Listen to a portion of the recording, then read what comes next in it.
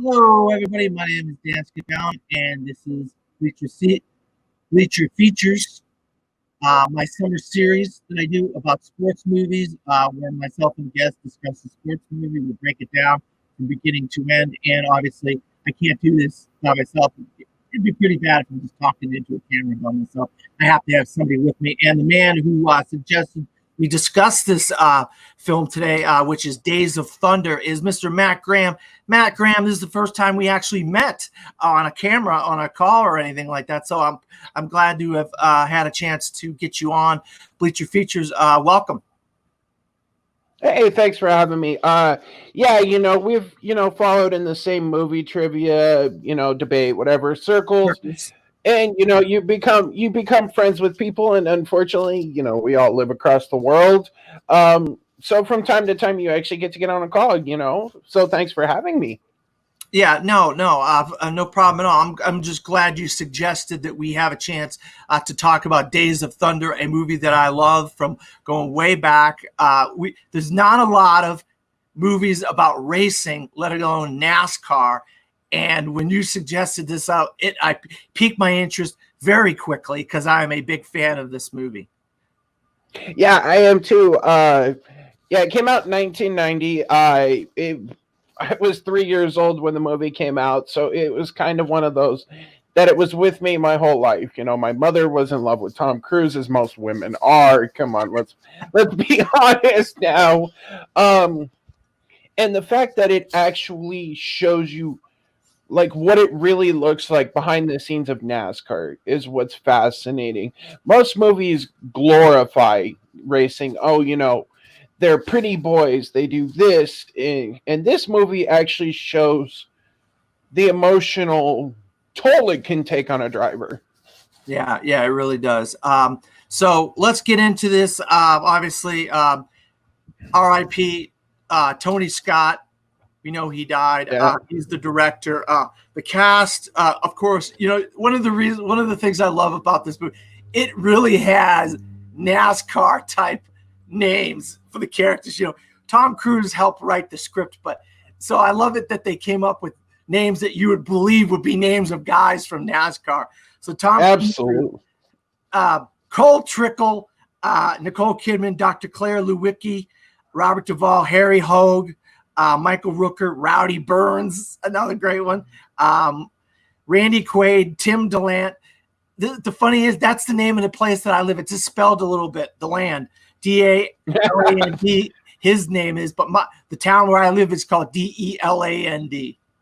So that's pretty close. Yeah, it is pretty close. So it's funny that they have a character named DeLand in the movie. Carrie Elwes is Russ Wheeler. John C. Riley as Buck Bretherton. Don That right Simpson. there is a NASCAR name. I don't care if it's your real name or like a stage name. That right there, Buck Brotherton. I mean, that is a name. Yeah, it is. Don Simpson, who's one of the producers, he's got a small role. If you blink, you'll miss him as Aldo Benedetti, and Yeah, Fred Thompson as Big John. So, what do you think about this cast? it's a fantastic cast. I mean, you've got Tom Cruise. He was just kind of coming into his own. He had just finished Risky Business and Cocktail and was getting into the cocktails, so it kind of shows that he can have emotion, because in the 80s when he was acting, he was kind of the comedy frontman. You've got the legend in Robert Duvall. I mean, he should be Hollywood royalty. Nicole Kidman, one of my first crushes growing up. Whew, I mean, come on now. Uh, John C. Riley, Michael Rooker, and Michael Rooker, that dude is just as funny in real life as he is in the movie. Yeah, what's funny is as the years have gone by, I didn't realize all the different movies Michael Rooker was in until I was rewatching things and stuff. I'm like, oh my God, Michael Rooker's in this. Oh my God, Michael Rooker's in that. I'm like, he kind of hit a stride with Guardians of the Galaxy and some of these type of films late Yeah. in his career. But then you go back, you didn't realize how long the guy's been acting. He's been acting for No, 30 years. No kidding. Like, I was working at a small Comic Con here in Phoenix. I'm in Phoenix, Arizona, by the way. Kind of early And, there. and I was working at a Comic Con, and he was, doing a signing, and it was funny. People were calling him, names from Guardians of the Galaxy and various names. And I told just jokingly before everybody showed up, I said, Roddy Burns was a dick, and he laughed. I mean, and just to mess with me, he took his little stamper because he says he does so many autographs that he'd be there all day. So he kind of stamps, and he attacked me with it. And the dude is funny, like. Yeah. And I was talking to other people that other stars that were signing autographs, and they said he's like that even behind the scenes on stuff they worked with him with. So yeah, you're right, his filmography is massive. Yeah, my brother met him as well, and he says he's just genuinely the nicest guy. So like down to earth and really respectful of the people that are fans of his and follow him and come out to see him and stuff like that. Is one of those guys that you want to go back and see him again and again because he's that nice. But Yeah. all right, go ahead. No, I was just agreeing with that. Yeah. Okay. All right. Let's get into the movie here. I love this montage at the beginning. I mean, so you don't get a lot of times you don't get these kind of montages, but in sports movies, it's good to have a little bit of a. So they get a montage of the scenes of Daytona International Speedway, cars revving their engines, Daytona 500 weekend. They're prepping you for the movie by getting you into it with this montage of scenes and stuff. And they start out the movie just like the NASCAR season starts out at Daytona, which, I live 25 minutes away. I've been there 4 times. I could have been there as many times as I wanted to. I just chose to only go there 4 times. And so we get the 500 and we start off with the Exxon 51 Rowdy Burns car. And of course, they're gonna get you off right off the bat, Matt, here. He takes out Richard Petty. Oh, 23 car. And they show you the big one because if you're a NASCAR fan, there are 2 tracks that are known for massive wrecks, and it's Daytona and Talladega. And this movie picks on both. Yes, this one, centers around the Daytona 500, like you've said, but they show this massive wreck. So it's kind of looming in the background, and you've got your sports announcers going off in the background like you're watching the race from home. And if you're a fan, you're like, yes, I know what this is going to do. They're going to hit 200 plus miles an hour. And then all of a sudden, Roddy Burns just drops the hammer and puts the king in the wall. So from the beginning, as he's even walking to his car, he's just kind of doing that half-hearted, I'm here, I'm a dick, get used to it. Yeah. Like, that's the best way to put it. It puts you right into the world right away, Yeah, because when this movie came out, NASCAR was joked upon, they're making a left turn. They're making a left turn. They're making a left turn. But this shows you that there is so much more to it.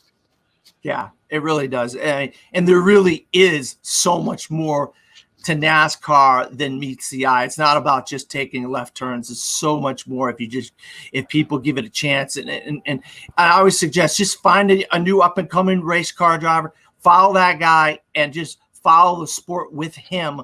And you'll be amazed. And of course, right now we're going through this whole thing with this guy named Bubba Wallace, and it's really a shame. And I don't want to get into that right now, but it's a shame what happened with him. Why? It is.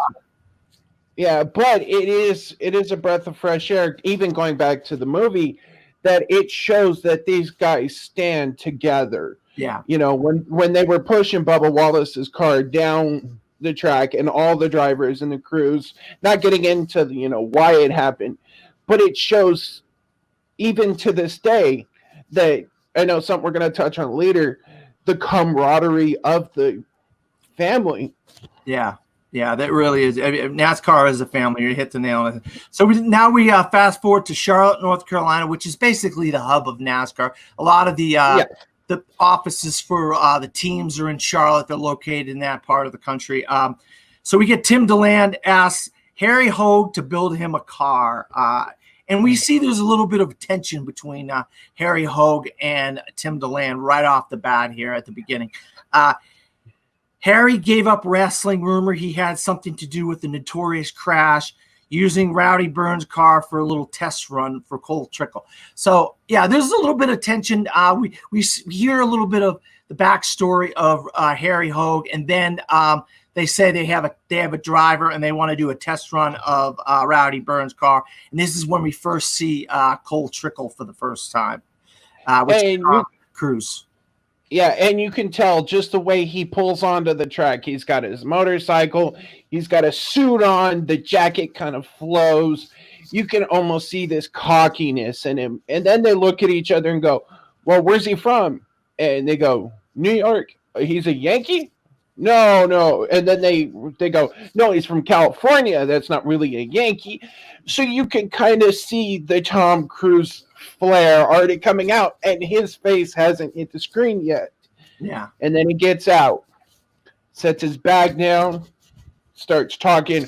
Rowdy Burns pulls on, and you get that squeal of the tires, and the back end kind of gets a little swirly as so you know that car's a little loose to begin with.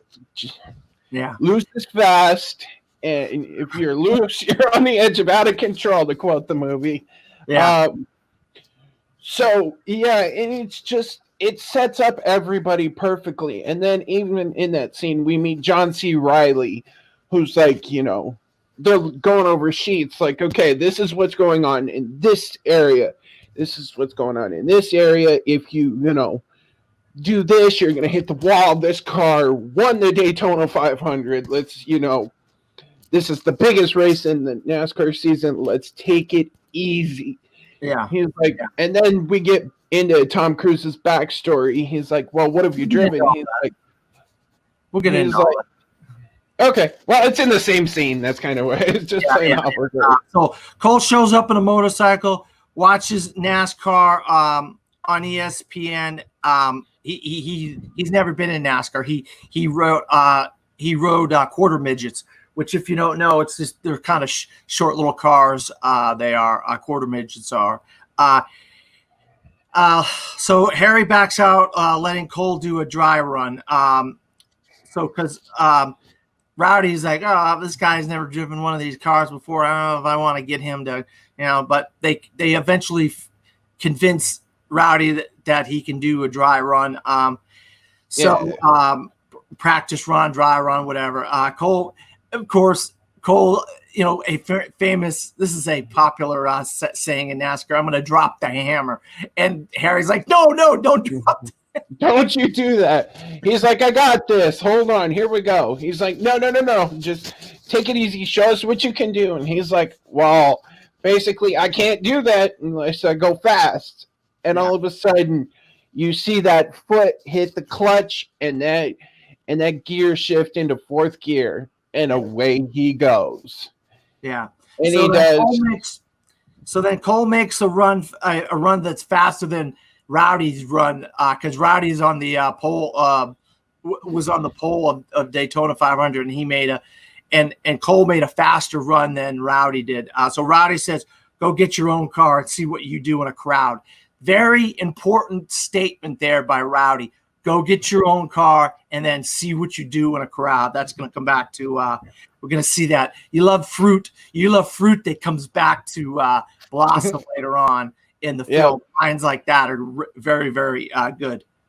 And it's a direct line into what racing at Daytona is, especially back then. They race in a group of cars, anywhere from, let's say, 20 to 40 cars within a second and a half of each other. Yeah. And like he says, get your own car, see what you can do in a crowd.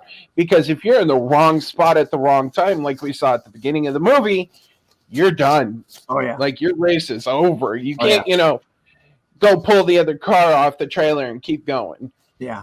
All right. So All right, then Cole goes, build me a car and I'll win Daytona next year. So he's already cocky. He already thinks he can win Daytona the following one. So Harry, needless to say, builds a perfect car. And hey, look at this. We're in your backyard of your neighborhood here, Phoenix, Arizona. And of course, another famous line that you, as a NASCAR fan, people aren't familiar with NASCAR. They don't know some of these terms, like the last one, rubbing is racing. He hit me again. He's like, no, he rubbed you. He's telling you he's there. Relax. And if you have to, let him go on by. And I love the fact that in this movie, they assume that most people who are seeing this movie don't understand the terms. So when they say it, they explain it. Just like when he says, I'm dropping the hammer, they show in the car him putting it in gear. And I really appreciate this about this movie is the fact that they take terminology that we as NASCAR fans know. But those who don't maybe saw, they saw Tom Cruise, Robert Duvall, and Nicole Kidman on the poster. They go, huh, okay, let's give this a try, So they're giving you the history lesson on top of, in my opinion, a great racing movie. Yeah. So then we get this this dialogue between Harry and Cole here. He's like, hit the pace car. Cole's like, why? Because you hit everything else out there. And then he's like, I got to pit. Harry, no, I don't think so. We're eating ice cream right now. I love this scene. No, we're eating ice cream right now. And he looks over, and just so happens he glances at 100.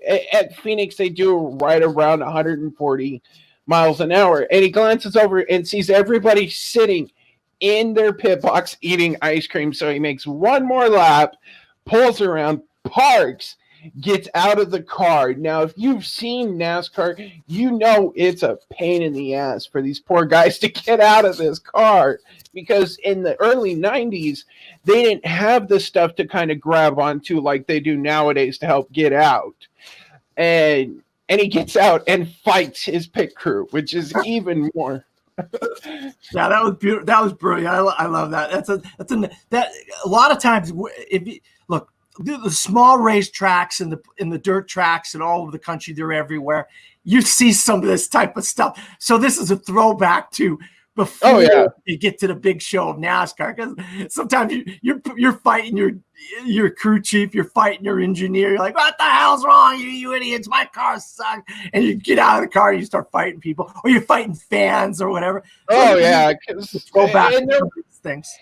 And I love the fact that even in this scene, like when you see that car amongst the other cars, there are noticeable cars out there. There's the Bud or the Miller Lite Deuce out there. There's, and these names of these drivers. Yeah. So like when he's actually driving and we're listening to the commentators, like we're sitting watching it on ESPN or whatever, they're dropping these names, these little, just even Easter eggs, you could call them, in this movie. And that's what's fantastic about it. And just like you said, when he gets out, you see it your local dirt track or your short tracks or whatever, these guys getting out and fighting. And it's just, it's fantastic. Authentic. Yeah, this whole montage of various tracks is so perfect. And like you said, we started at Daytona, the biggest track on the circuit. Then we went to Charlotte, at the time, probably the most notable track. And then we went to Phoenix, one of the smaller tracks. And I like how this, even up to, we're only 30 minutes into the movie, and we've seen various tracks and so forth. So it's not, we're just going to focus on this part of the race, and that's it. We actually experience Cole driving through NASCAR. Yeah. All right. So then we get Tim not happy with Harry and Cole's relationship. Harry and Cole have an argument. Harry says he can't talk to him. Tim, I know you're great and you know you're great, but if the guy in the car doesn't trust you, we're never going to win. Cole, I am an idiot. I can't help out. We finally figure some information about Cole. Cole knows how to drive, but he doesn't know anything else about the car. So when he gets the information from Harry and they're talking, he don't know what the hell Harry's talking about half the time. So we finally get to the point where this all comes to a head, and Harry and Cole have to have a discussion and have to talk about the lingo of racing and the the stuff about the in-car stuff and all that kind of stuff. Okay, so then Harry said 50 laps any way you want and 50 laps my way. So basically he tells Cole, you can run 50 laps your way, any way you want, then you're going to run 50 laps my way. I'm the engineer. I'm the crew chief.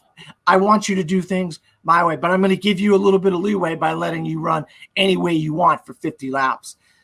And he's explaining, too, that, the way you're driving, you're melting these tires. These tires are going to fall apart regardless, because if you, again, know anything about racing, and they show it in the part where he comes in for a pit stop and he takes a tire off, you could see that it's beating and it's melting and it's not falling apart the way it's supposed to. And when your tires melt at that fast, you get loose, you can't hold on to your car. And like he said earlier, you hit stuff. Yeah. Just like he hits other cars and hit the pace car. That's right. So Tim says Rowdy is faster and he's looking for speed. So he's comparing Rowdy to Cole there. So now we're going to Darlington. Darlington, one of my favorite tracks to watch on TV. Oh, yeah. Cole was racing better after his discussions with Harry. So all the discussions about the tires and all the different lingo about how do you talk about the in race and all that has started to pay off for Cole, calming down and letting this relationship grow with Harry, which is good for us as a viewer, because we don't want to watch a guy that's got problems the whole time. We want to start watching this guy win as a viewer of the movie. So Cole and Rowdy go at it, and Rowdy spins out but saves it. Everybody pits with Cole in the lead. Cole not happy. He came in first and came out third. All right, this is another NASCAR thing. If you follow, this is why it's not all about just turning left. If you follow sport, there's a lot of little idiosyncrasies about NASCAR. Like he'd be leading and then he comes out third, because guess what? You got a tire crew, and your pit crew, you're only as good as your pit crew. If you got a crappy pit crew, guess what? You're not going to do that good. And so he goes. And the gun malfunctions. And the gun malfunctions. Remember, when they're changing the tire gun, the screw gun actually malfunctions. And unfortunately, with tools, that happens. And it happens. Yep. You lose the lug nuts. Trust me. Me and you watch our share of races where guys are screwed if they lose the lug nut or something like that. Oh, yeah. They go, I feel. Oh, yeah. If that, because, they've got it down to a science. Okay, I hit this lug for 5 seconds or 2 seconds and it's on. If he doesn't hit it properly, that wheel is loose. The driver can feel it in the car and they know. Yeah, and it happens. I mean, in that extra couple of seconds could have been if they had gone overtime, because back then, remember, if they have to go overtime, they go overtime. That extra splash of gas could be the winning or the losing of that track. Yeah. So then we go back to Harry. Harry he tells him, go to the outside, you can hold him off. Then Cole goes, when it comes to the car, I take your word. Now, this is really good because we've watched this whole thing play out up till this point. And him and Harry weren't getting along until they finally, Tim DeLand, and they had these guys talk, and they started talking about. And now we've got to the point where now Cole trusts Harry. When it comes to the car, I trust you. So it's fine. I take your word. So we're fine. It took this long for him to finally come around. So Cole eventually wins his first race at Darlington, and the turning. And it's something that most of the time, they even touch on it, that in turn 4, you don't go to the outside because you get loose, you get into the stuff, and you can end up in the fence. And there's a line that he says he put special tires on the car, and he lied to him. Like, that is major plot point right there. He lied to him, but Cole was in his own head, and he was down. He's like pissed off because he couldn't get it done, and all of a sudden Harry tells him just this itty bitty little lie, which actually pays dividends. And talking about Darlington, you hit the wall. If your car comes stripe, if you hit the wall of Darlington, they call it a Darlington stripe, and that's basically that's like a badge of honor if you get the Darlington stripe. Yeah, and if your car comes back clean at Darlington, they say something is wrong. And when Cole comes around on that final lap on turn 4, and you even see him brush the wall, he barely touches it, not enough to aggravate the car or anything, and he slingshots around, and he gets his first win. Yeah, so that was great. That was the turning point in the movie. At this point, we finally see Cole get a win. While they get a win, they end up getting a sponsor. I'll tell you right now, I'm looking at this sponsor thing. Oh my god, look at the colors of that. I mean, pink and black. Oh god.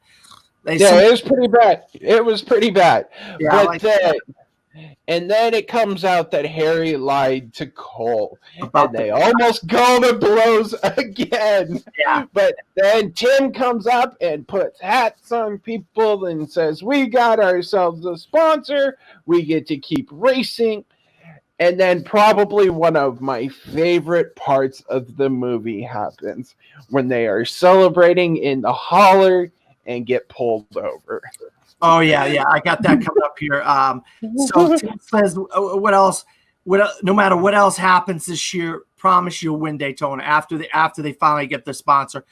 All right, so Cole, reason he lost Ride was because of his father. So now we're going to go into some of Cole's backstory here about why he lost his a quarter midgets ride. It was his father. Turns out his father was like an investor, and he blew all their money. And so when they lost all their money, they couldn't race anymore. Yeah, because racing's expensive. Like if you notice, Tim has his Chevy dealership, so he sells cars for a living on the hood of that car. And they said they could have gone one more race before they had to fold because they couldn't afford it.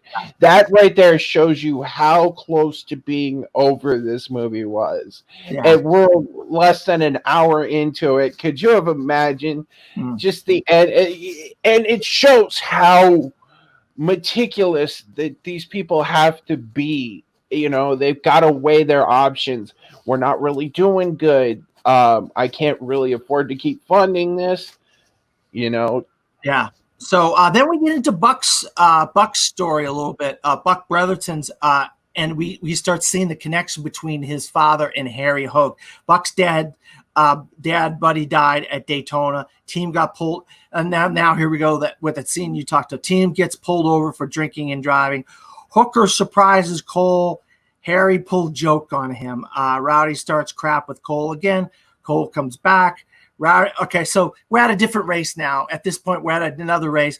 This feud between Rowdy and Cole had been kind of building up from the beginning of the movie when he was doing the test drive, and now that he won, he barely beat Rowdy in that race. He went around Rowdy to get the win. So now this rivalry starts heating up between Rowdy and Cole. So we get Rowdy starts crap with Cole again, comes back. Cole comes back. Rowdy gets caught up in a crash and takes out Cole in the process. Ambulance comes for them both. This is when we run into Dr. Lewicki, played by Nicole Kidman for the first time. She works on Cole. So this rivalry finally comes to a head, and Rowdy takes out Cole. And a very important thing happens here. Cole expects to go high because the cars will matriculate down to the bottom of the track after a crash. So he's like, "Oh, I'm going to go high. The cars aren't going to be there." And instead, he runs right into Rowdy, sending them both to the hospital. airborne. Cole's car is airborne and barrel rolls for at least 10 seconds of the film. You see parts flying off. You see, and just like you said, and it happened back at Daytona. The banking, which is basically how steep the track is in the turns, it should have, by physics, gone down the hill. And unfortunately, they say a little later that he hit somebody else and it sent him back up the track. And unfortunately, his spotter, who is somebody who is sitting high enough up in the racetrack with a pair of binoculars with the smoke and everything, couldn't see to direct him. It is one of those fluke accident, something that shouldn't have happened but did. And they are both sent, by helicopter to the hospital and immediately rushed into surgery. And Cole can't see. That's one thing that I got that. It shows how bad the wreck itself was. I got that right here in my notes. Cole has a concussion with bruised brain. Cole wakes up and asks about the crash. Buck comes in, pretends to be blind. I don't know why. Harry introduces Dr. Lewicki to Cole because she was the doctor that worked on him. Then this is kind of a funny thing. Another one where it goes back to a previous scene. We love this when these things come back to bear fruit. Cole puts doctor's hand on his crotch. Isn't this what you're looking for? And the camera, just as it pans around, looks at all the guys. Like the guys are just trying to keep a straight face. And Harry is trying to not lose his mind, but at the same time explain to him, no, that's your real doctor. I promise I would not do something like that. Yeah. And then all of a sudden, and she goes, that is pretty nice. And she just goes with it. That is the key line right there. She's like, yeah, that's pretty good. And just leaves it alone. Like she's got this completely straight face. Like, okay, I'm gonna go with it. And that's how you can tell what kind of character Dr. Lewicki is going to be. Yeah. That she's not going to mind what he says. And it is fantastic. And then she walks out. Yeah. And the boys let him have it. Yeah, they really do. So competitors will be boys, competitors will be competitors. Cole and Rowdy racing wheelchairs in the hospital. Go figure. Probably a couple of days after their accident, they're going to see the doctor together, and all of a sudden he's like, come on, pick up the pace. And they keep going, and then all of a sudden they almost both end up out of their wheelchairs and on the ground. And everybody just looks at him like, they had to know it was coming. Yeah. And it's just, and the team owners are looking at him like, I can't believe you two idiots are doing this. Yeah. The head of neurosurgery is dying. He is like, I expected this sort of thing. And Dr. Lewicki is just sitting there like, well, let's get going. Very business-like. So then we have these guys have no clearance to race at this time. Reevaluation in a week or two. That's what Dr. Lewicki says. All right. Then they have a meeting with Big John. Big John is not a happy camper. That's Thompson. That's Thompson. Oh. Fred Thompson. That's Fred Thompson. Big John. There you go. Thompson. All right. So then they get the meeting with Big John because you guys got to calm down. Big John compares them to monkeys and uses rotten lettuce analogy, which I was like, wow, what an analogy that is, about the rotten lettuce. Very, very good analogy, if you ask me. Makes them drive to dinner together. And here we go with this. Harry talks to Lewicki and apologizes for the incident earlier. Cole apologizes as well, asks her to dinner. Each guy gets car from rental place and goes to dinner racing rental cars. Now we go from racing on the track to racing wheelchairs. Now we're racing rental cars through Daytona. Smashing rental cars. Yes. Let's be real. Smashing rental cars. Big John lectures the car owners on race car drivers. If these guys keep this up, you're both done. You're both basically done. And Big John is basically a guy that, if you don't know racing, there's a guy who's in charge. His name is Mike Helton. This is basically who Big John is. He's like the Mike Helton of NASCAR. Yeah. He's just not Mike Helton. He's Big John. So Harry, go ahead. Basically, he's like the president of NASCAR. Like his word is gold. Yes. All right, so Harry introduces Russ Wheeler to Cole, but Cole was on a phone call. Cole sends Dr. Lewicki a bunch of flowers and takes her to Charlotte to check out drivers. All right, so Russ Wheeler is Carrie Elwes, if you don't know, the Princess Bride. Saw. Come on, you cannot leave Saw out. Like most people may not know him nowadays, but yes, he's the one who cuts his own foot off in Saw.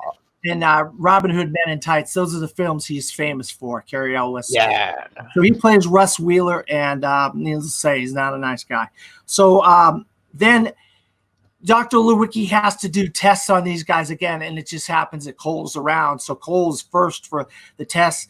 And Cole kisses the doctor. So here we go with the relationship. And just we know that Nicole Kidman and Tom Cruise at this time in their lives were actually in a real relationship. They were actually married at this time, or going out or whatever at this time. So they did a couple movies together early in their careers, and one of them was Days of Thunder. They start making out and then have sex. Cole teaches her about drafting. So you're on a date, you're having sex, you end up going home, and you're in bed, and he's teaching her in bed about drafting. This is a classic scene, because like he's not teaching her about the birds and the bees, or they're not talking about love. Now I'm going to teach you about drafting using packets of sugar and your legs.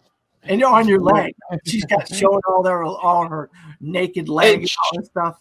And she's just sitting there soaking it up.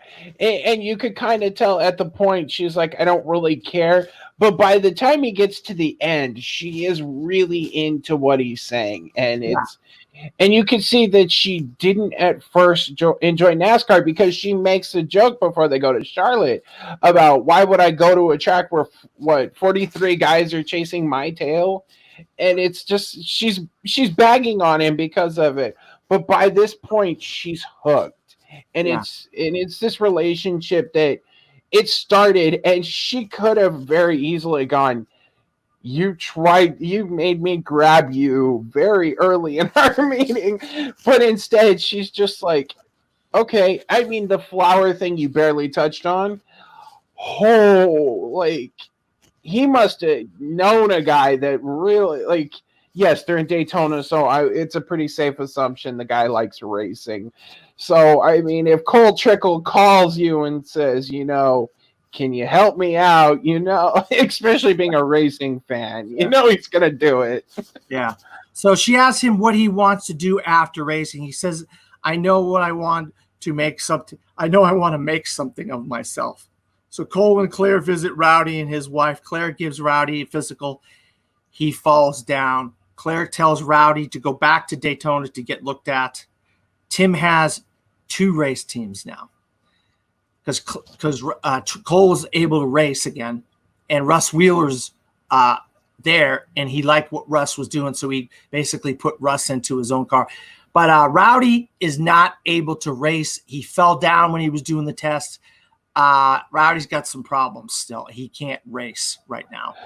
And I want to point, and something that's really neat about this movie, especially the fact it came out in 1990, is the fact that they're talking about concussions already. Yeah. Like concussions back in the 90s weren't anything, In wrestling, we were seeing, unprotected chair shots to the head. In football, we were seeing just the most. NFL Blitz is a great video game to compare to football in the 80s and 90s. They were just slamming each other, heads were hitting the ground. Nobody was giving it much thought. But this movie touched on what concussions can do. Yeah. And it shows that the slightest hit to the head has catastrophic problems. It was before its time when it comes to that. I mean, because obviously, we would find out things that would happen to guys later on with the crashes and things in NASCAR. So this movie was 10 years before its time. That tells you something. That it was making a lot of sense, and it was in a movie, and it's not even in a real life. So that was a big deal there. Yeah, I had to point that out. Yeah, no, very good point. Very good point. All right, so Cole blows up. Russ goes forward in the race. Cole's coming back at first race back. He blows up. Harry, 2 roosters in the hen house. I love this analogy by Harry. Basically, Tim's got these 2 cars, these 2 teams, and he compares it to having 2 roosters in the hen house. You can only have 1 rooster in the hen house, which is a very good analogy that Harry makes there. Tim has trouble with Cole and Harry's team. Basically, he's kind of switched where he was all on Cole in the whole 9 yards, and now Russ is winning races. He's doing great. So Tim is backing Russ now, which, you and I are fans of Hendrick Motorsports. One had Jeff Gordon, one had another team was Jimmy Johnson. So it's tough being an owner when you have 2 great teams like Jeff Gordon and Jimmy Johnson that both have the potential for being champion. So it puts the owner in a tough spot. Yeah, and you could see that the Coles team kind of became the redheaded stepchild. They're there, and maybe in the owner's point, they've been together so long they can figure it out. But when Russ or not Russ, when he's winning, you see the owner right there in the mix. Yeah. And Cole just blew up. He could have gone over to them and gone, it's a learning curve. No, you guys deal with yourself. We'll be over here in the spotlight. Yeah, that's right. So Cole has problems with Tim has problems with Harry and Cole. Russ blocked Cole in the pits, preventing him from getting out. As a fan of racing and someone who followed, you're just so frustrated for Cole. You're like, get the hell out of the way, Russ. Get out. I want to see Cole get out. But that was the point of the movie. They wanted the tensions to get built up between Russ and Cole. And they did. And the people watching, you're like, because you're rooting for Cole. You can feel it. And you can feel it. You can feel that those tensions are going to boil somewhere. Oh, yeah. And in NASCAR back then, Cole would have gotten out of the car and punched Russ right in the mouth. Yeah, absolutely. He'd have punched him. So eventually, Russ crashes Cole again. Cole's not having a good time, but Russ. And let me preface this by saying NASCAR back in the day allowed a lot of this kind of rubbing his racing and touching and crashing guys out. Nowadays, you can't get away with this kind of stuff. Kind of like thing where guys are starting to like from race to race to race, and trust me, you'll see it from race to race if guys things start happening between different guys, and then like the different press conferences or interviews and stuff, guys will say stuff. Back in the day, a little bit of this kind of stuff was allowed. They had a guy called the Intimidator. His name was Dale Earnhardt. He was basically allowed to do anything he wanted on a racetrack. And if he felt like you were in his way, bye-bye. So Russell, he'd put you in the wall. Dale Earnhardt type, basically. What were you saying? Yeah, I was going to say Yeah, you could see it. The whole get out of my way, I'm gonna bump you once or twice. If you don't move over, well, you're gonna get out of my way. Yeah, And that's where Dale Earnhardt got the nickname or the Intimidator. If you saw that big 3 car pulling up behind you, most of the time you would see drivers just move out of the way and let him go by. yeah, But then or just like what happened between Russ and Cole, he'd put you in the wall. yeah, absolutely. So Cole crashed Russ after the race was over. Tim's mad because he destroyed both of my cars, and then he fires everybody. Basically fires the whole team because Cole crashed into Russ after the race, went after him, got the car, put tires on the car, put gas, went back after it. While he's celebrating, he's doing a lap around the track, and bam, Cole just goes into him and takes him out. And then of course Tim's not happy about it. Yeah, because he crashed both of his cars. Yeah, those are multi-million-dollar cars. Those aren't something you can pick up at the auto parts store. No, and he just intentionally, he knew what he was doing when he put tires on it. And he looks at him and says, "Put tires on it." And Buck's like, "Why? The race is over." He just change my tire, and you could see that it was he came onto pit road. You could see it in the back of his eyes. He was mad, and all Russ could do is hold on while that car is flying at him. Yeah, oh yeah, absolutely. So Claire needs to see Rowdy again. Cole starts incident with cab driver, scares Claire. She yells at him. Basically, he's taking his stuff that's happening on the track and taking it out on the cab driver, and yells at him. Claire, you shouldn't be driving a car not on a racetrack or on a road. You're an egomaniac. You're scared. Basically, she's putting the onus about what's going on with Cole on the track to his life off the track and saying, you're scared and you're dangerous. You're endangering me right now, be off the track, and then you're scared because of what's been going on because of the accident on the track. So this is really a problem for Cole. With the rest of the movie, as far as and she's completely right too, which he's too scared to notice, and everybody else is keeping it to themselves. And that's a part of her character, is she's going to tell you exactly. She is almost the voice of reason for Cole, and it finally clicks. Yeah, absolutely. So Cole goes to see Rowdy. If it were anything but a woman doctor, I would have been on the track weeks ago. So Rowdy blames Claire Lewicki for not being back on the track. Finally, Rowdy goes to the hospital. Claire says he'll never drive a race car again. Rowdy needs brain surgery. Rowdy asked Cole to drive the car for him at Daytona. Because his family's insurance. That is a major plot point right there. Yeah. That is one thing that drivers don't do. They don't say back then. Nowadays, they actually have drivers that will sit in your pit if you're sick, if your wife's going to have a baby, what have you. They have people in the pit that if you need to get out of the car. Denny Hamlin broke his back, was having nasty back spasms in 2011, I believe. They actually built the roof where it could flip open and Denny could hop out so somebody else could get in. Or Dale Jr., after he was having concussion issues, actually stepped out of the car and somebody got in for him. But in the early 90s, that was unheard of.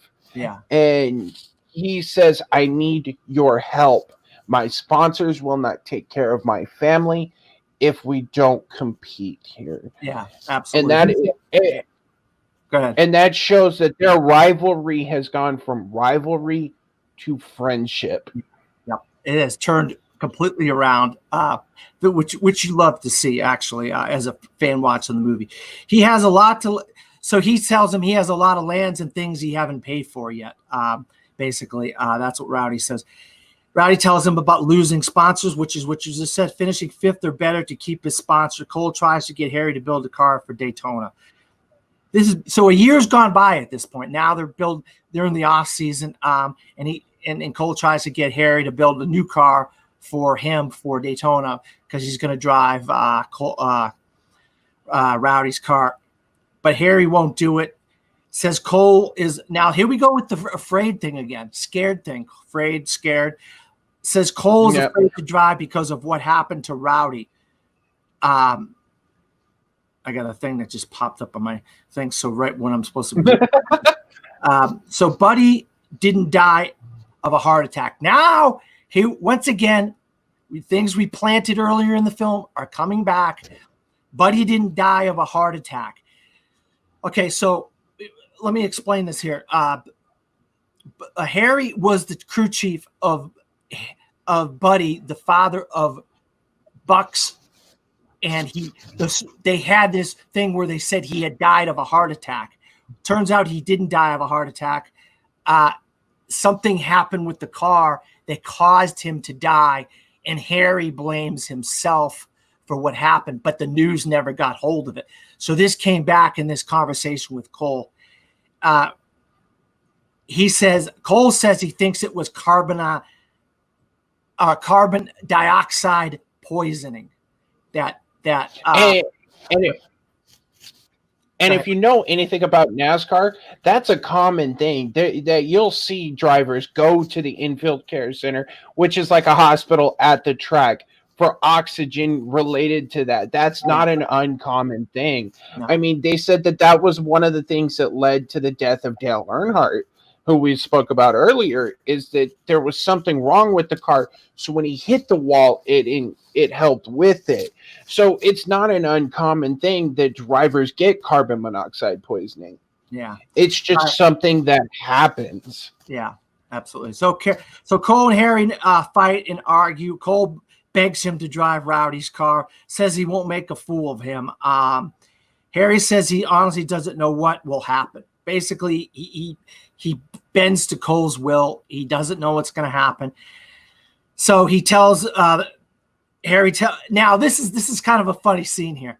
Harry tells new car that needs to take care of Cole. And bad news though is the car is leaking. So if you know anything about NASCAR, you can't replace an engine without having a penalty being put back in the field or whatever. So if you see leaking oil out of the engine, you know you got to replace the engine. You just can't do anything about that. So there's a penalty. He gets pushed back, but also somebody gets back involved with them. A benefactor helps them out with a new engine. And Cole's like, well, where'd we get that? And all of a sudden, the camera, just like you were saying, an unknown person, the camera pans over to Tim, and Tim just gives him a nod. Doesn't say anything, doesn't have to. It is the nod. So you know exactly where that came from. And it's the fact that you know that respect is still there. Yeah. And they are still, as he puts it in a bit, a team. And it's fantastic that the way that this whole movie in this last 20 minutes 30 minutes of this movie ties everything up, and it's really fantastic, just because they could have dragged it out. Tim could have came over and put his arm around, but that's not what NASCAR was like back then. It's just a nod, and he knows I helped you, go do it.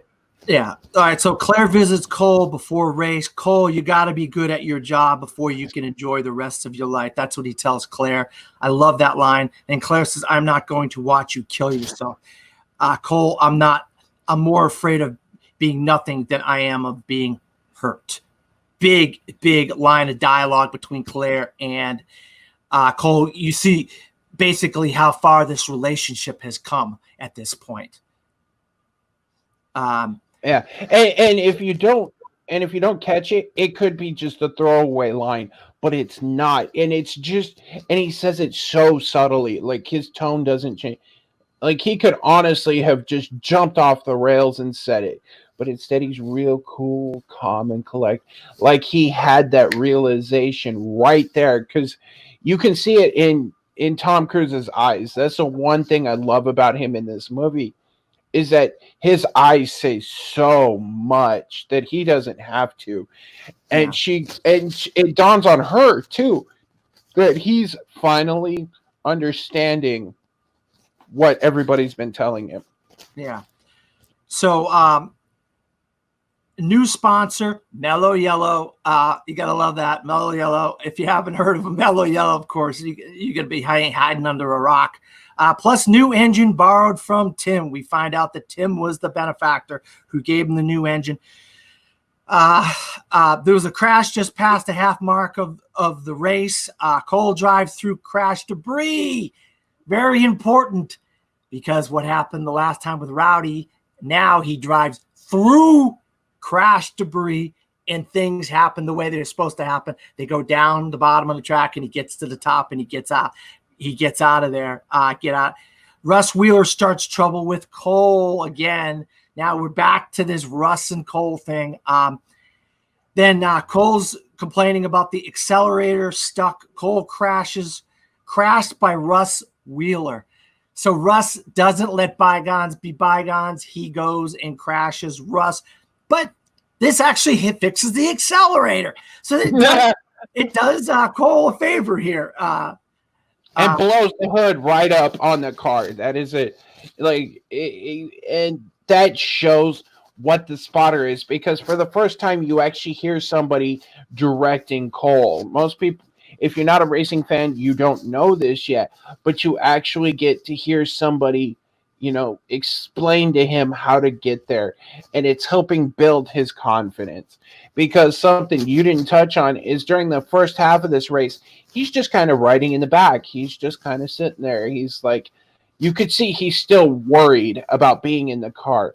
And then he gets through and everything. It's almost a flip of the switch. Yeah. It clicks for him then. So there's a big thing. After the crash, they fix his car, but he has to get out before the pace car. If he gets out before the pace car, he's on the lead lap. If he doesn't, he's lapped. The race is over. So, of course, this is a movie. This is movie magic. Cole beats the pace car to stay on the lead lap. Yeah. I mean, just by inches, he gets around that car. Yeah. So Tim tells NASCAR guy it is his engine in Cole's car, so his guys can push the car.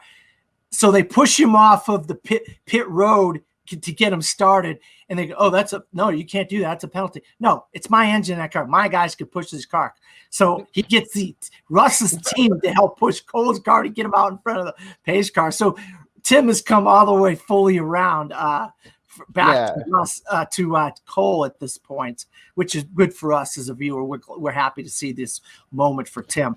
Cole, remember me?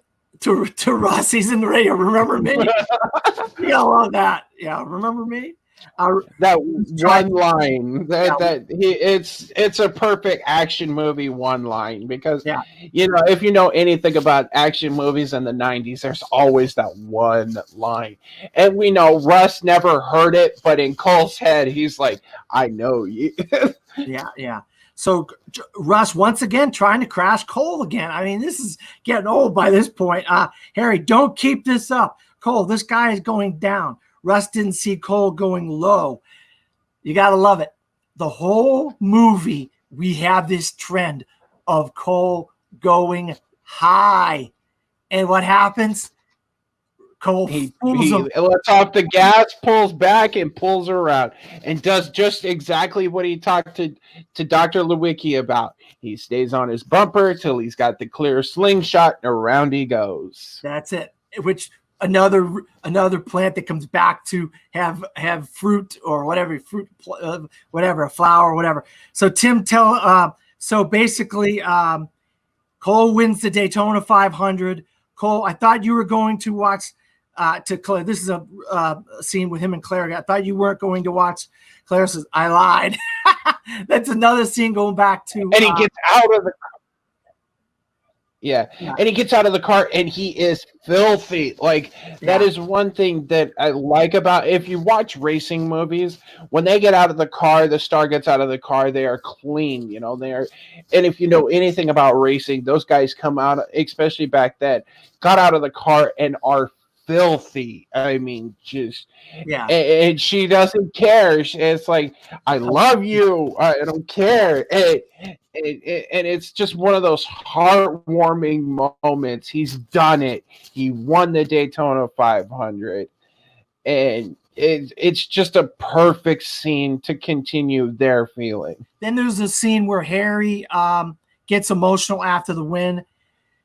Harry quotes Cole, and like you said, there's nothing you can't do in a race car, which is Fruit coming back to bear. Fruit lines of dialogue from earlier in the film. There's nothing I can do in a race car, which is near the beginning of the movie. He says that, and then Harry basically quotes Cole on that one, and then the movie ends there.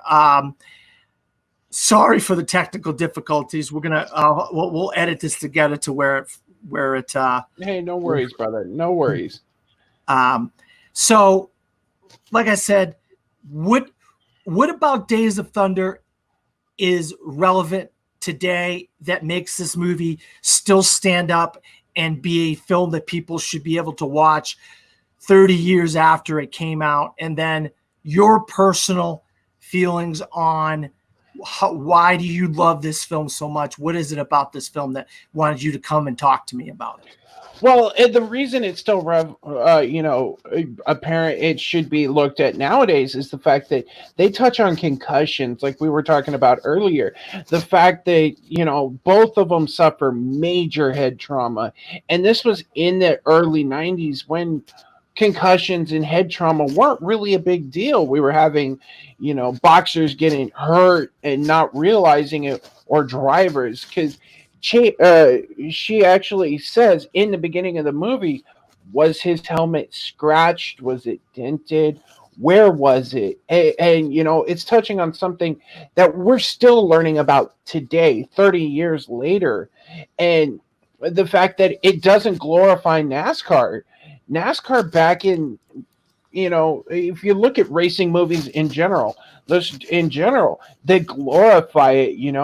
Oh, they're out popping bottles and making all this money, and they're, rock stars and so forth. And in this movie, it takes a dynamic of bringing a rookie driver and a crew chief together, and it shows them build, and it shows how just the slightest rivalry can build into massive things. You said you were a fan of Jeff Gordon in the 90s. Well, think about the rivalry between Jeff Gordon and Tony Stewart, or Tony Stewart and Dale Earnhardt, or Dale Earnhardt and Jeff Gordon, or Jeff Gordon and Jimmy Johnson in the earlier period. So it shows that it's not all about, most people have this preconceived notion NASCAR is just a left turn. Oh, the guy gets in the car, he puts his foot on the floor, and he drives, and he sits there for 3 hours and drives. This actually shows that accidents happen, things that shouldn't happen do, and these drivers pay for it. And it's a very psychological movie. If you took even the racing out of it and just looked at the characters, how it's psychologically demanding on them.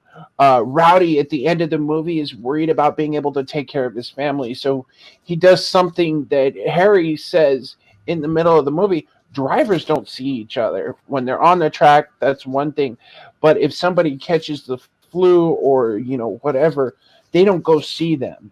And they show that it took the courage of Rowdy going, look, man, I need you to help me. Or Cole going to him and saying, you're going to die if you don't go get checked out. You're going to die. And it's really impactful that it shows the dark side. I was saying this while you were away, the dark side of NASCAR, because racing, you get in the car, there's a drag racing show on TV that says anytime you get behind the wheel, it could be you die. And it showed that wreck that Rowdy and Cole have. It's scary. We saw in the Daytona 500 this year a freak accident, and Ryan Newman could have died. Even to this day, they show that you're an inch every time you start that car. you could breathe wrong, that wheel twitches just a little bit and you're in the fence. And I think if you're a NASCAR fan, you've seen it. It's a guarantee. You've seen Days of Thunder. And most people go, "Oh God, it's a movie about a relationship." No, it's not. It is. It's a movie about the relationship between these people. But like, you think Tom Cruise, Nicole Kidman in a movie that it's going to be about their relationship, but it's not. That's just a subplot in the movie. The movie is actually about the dark side of racing and what racing can take the toll on people. And it's just it's so unlike most racing movies you see. Rush is a good one that if you want to see what it's like in Formula One, it's basically the Formula One version of Days of Thunder. Yeah. And I think people should take their preconceived notions of what this movie is and put it aside and just watch it. It's so fascinating. And growing up, and then leading into your second question, why is it so important to me? I grew up within walking distance of Phoenix International Raceway. When they were out at the track, I could open my back door and hear the sound of the motors. And we lived in a very small town. Like, it was very farmland, and people kept to themselves.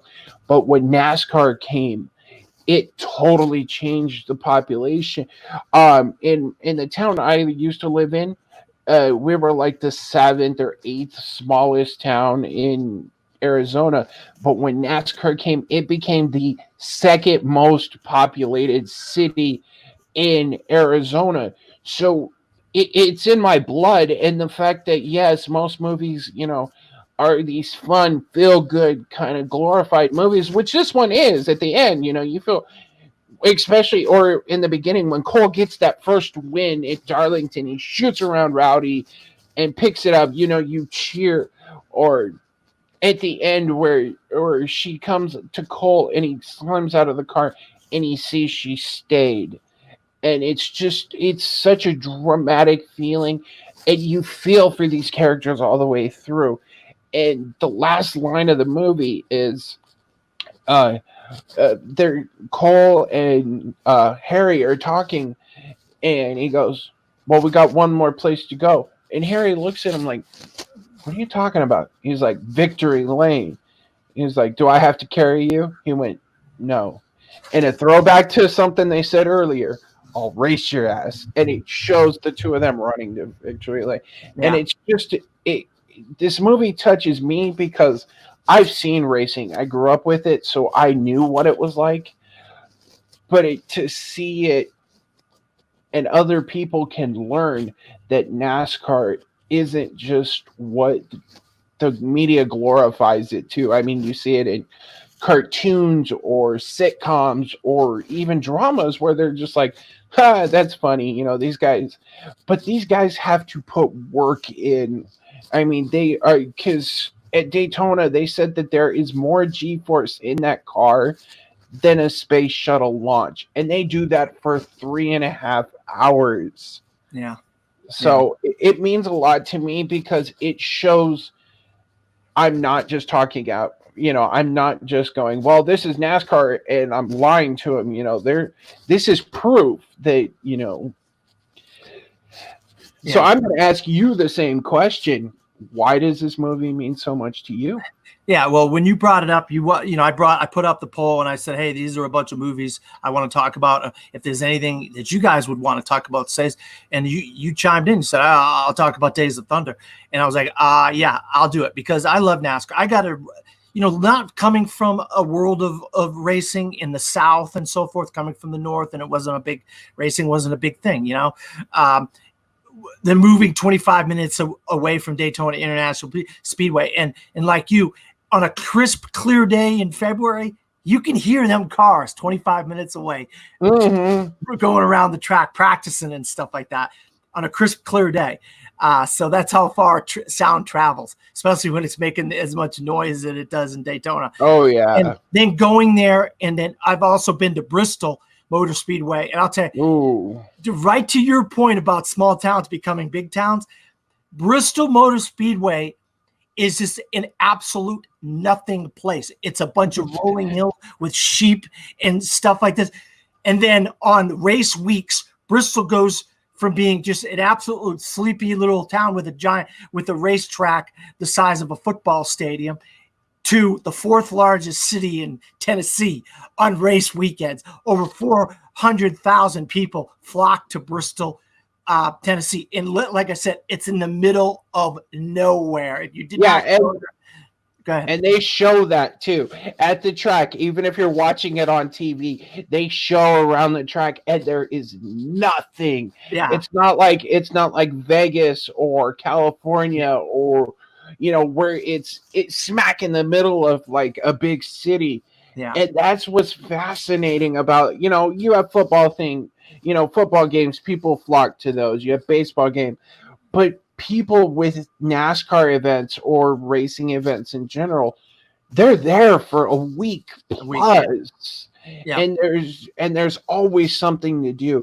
And we were talking off camera, the beautiful thing about, and this movie shows it pretty well too, is a camaraderie between fans. Yeah. You may not like my driver and I may not like yours, but that's okay, because we're here for the love of this sport. Yeah. No, you're right. Absolutely right. That's the infield of Daytona is one of the funnest places. I used to go to the infield.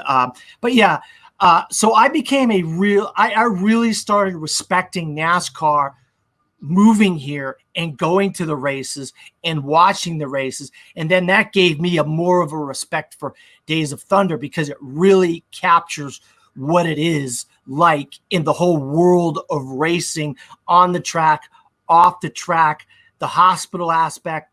And then, like you said, it's a movie that's before its time, because of concussions became a huge issue in NASCAR a decade later. And so it talked about something that nobody was talking about at the time.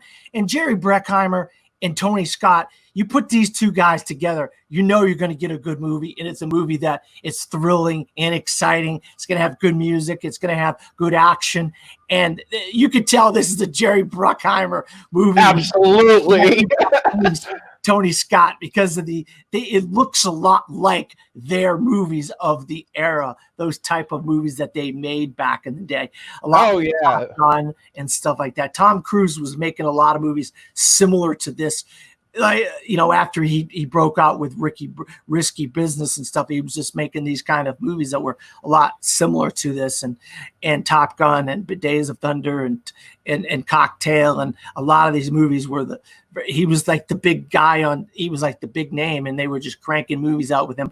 But it doesn't mean these movies weren't good. And Days of Thunder really is good. It really shows you the ins and outs of NASCAR and the world. And if the scene where Big John, they had the meeting with Big John, that was actually filmed in my town at the local university. They filmed that whole Big John scene where they met with Big John in that place. That was the president's house of the local university here. Oh, very cool. Which is 25 minutes away from Daytona. So it wasn't far from where they were filming the racing scenes. I guess they just needed a kind of a place for Big John to meet, or a house or an office. And they just picked that scene where the university was. But it looks great. It looks like something that would be owned or visited by a high ranking official.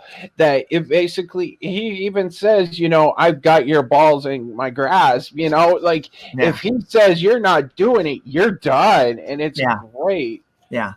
So where can you be found, Matt? You can find me on Facebook at Matt Graham.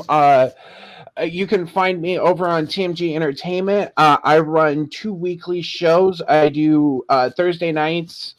We do Suplex City Chats at 10 Eastern. Suplex, I can wonder what we talk about there. We talk about things, all professional wrestling.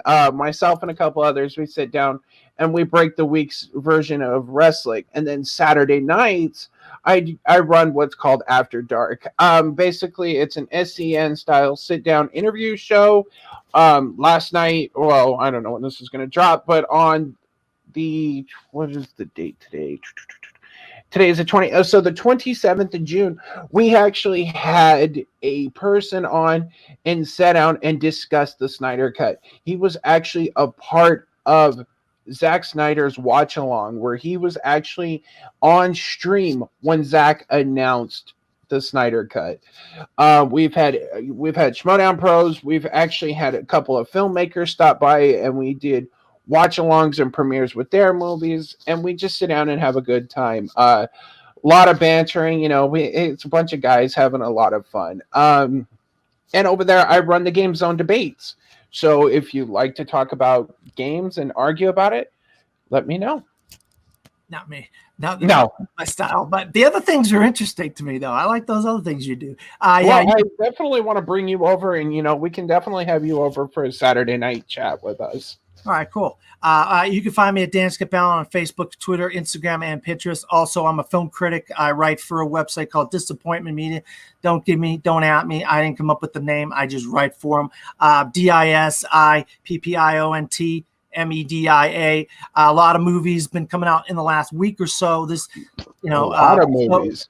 So we've been getting some movies. I'm able to do some reviews of My Spy, You Should Have Left, Artemis Fowl. Also, some people have died. I did some movie reviews based on the movies that they were in before they died. Also, a lot of anniversaries. I'm doing a lot of detectives, Gladiator, Braveheart, Pretty Woman, just a lot of, and I'll be doing a lot of that as the year goes by. So keep up to Disappointment Media for that. Also, I do another show called The Top 5 Weekly. Right now, the topics, I did the last episode with Spike Lee joints, but we're going to be doing some more topics as movies start getting released. I'll start coming up with topics that we could talk about. We'll get more panelists. So that's my other show that I do, The Top 5 Weekly. So for Matt and myself, good evening, everybody.